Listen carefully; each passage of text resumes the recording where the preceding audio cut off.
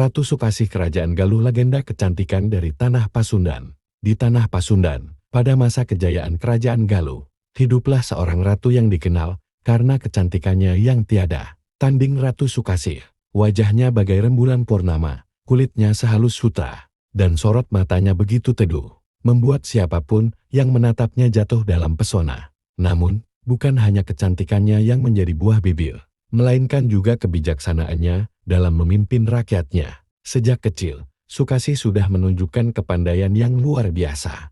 Ia belajar tentang sastra, filsafat, dan strategi perang dari para sesepuh kerajaan. Ayahnya, Prabu Dharmakusuma, yang merupakan Raja Galuh, melihat potensi besar dalam diri putrinya. Namun, di balik kecantikannya, tersimpan takdir yang akan menguji kekuatan hati dan keteguhan jiwanya. Kecantikan dan kepemimpinan Ratu Sukasih tersabar hingga ke kerajaan-kerajaan tetangga. Para raja dan pangeran dari berbagai daerah datang untuk melamarnya. Di antara mereka, ada Prabu Rakajaya dari Pajajaran, Raden Wiraatmaja dari Sumedang, dan bahkan seorang raja dari negeri seberang lautan yang menawarkan kemewahan tiada tara. Namun, Ratu Sukasih tidak memilih siapapun. Ia percaya bahwa seorang pemimpin tidak boleh menikah hanya karena kekuasaan atau harta. Aku hanya akan menerima seseorang yang memiliki hati yang tulus, yang mencintai rakyat seperti ia mencintai dirinya sendiri, katanya. Keputusan itu menimbulkan kekecewaan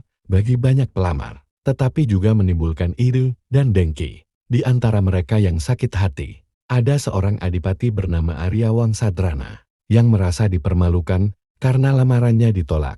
Dengan licik, ia menyebarkan fitnah bahwa Ratu Sukasih menyimpan kekuatan ilmu hitam yang membuat semua orang terpesona. Bukan kecantikannya yang membuat orang tunduk, melainkan sihirnya, bisiknya kepada para bangsawan yang haus kekuasaan. Fitnah itu akhirnya sampai ke telinga rakyat.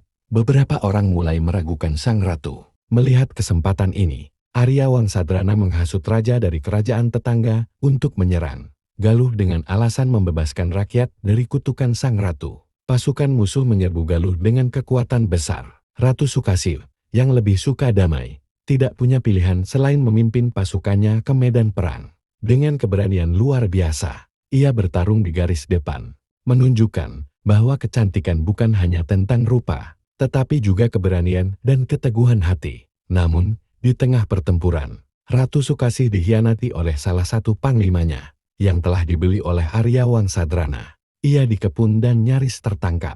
Saat itulah, dalam keputusasaan, ia menghilang ke dalam hutan keramat di tepi sungai Citandui. Konon, tubuhnya tidak pernah ditemukan, tetapi beberapa orang percaya bahwa ia berubah menjadi makhluk gaib yang menjaga Tanah Pasundan. Setelah kepergiannya, hujan lebat turun selama 7 hari 7 malam. Seolah langit menangisi kepergiannya, para penyerang akhirnya mundur dan Galuh selamat dari kehancuran. Namun, tanpa pemimpin yang bijaksana seperti Ratu Sukasih, kerajaan itu tidak pernah sama lagi. Hingga kini, masyarakat Jawa Barat percaya bahwa di malam tertentu, sosok perempuan cantik berbaju putih dapat terlihat di sekitar sungai Citandui, seakan masih mengawasi tanah kelahirannya. Banyak yang mengatakan bahwa siapapun yang memiliki niat buruk akan tersesat jika mencoba mencarinya, sementara mereka yang tulus akan diberkahi keberuntungan. Begitulah legenda Ratu Sukasih, ratu cantik dari Tanah Pasundan, yang kecantikannya tidak hanya terletak pada wajahnya, tetapi juga pada hatinya yang penuh cinta dan pengorbanan.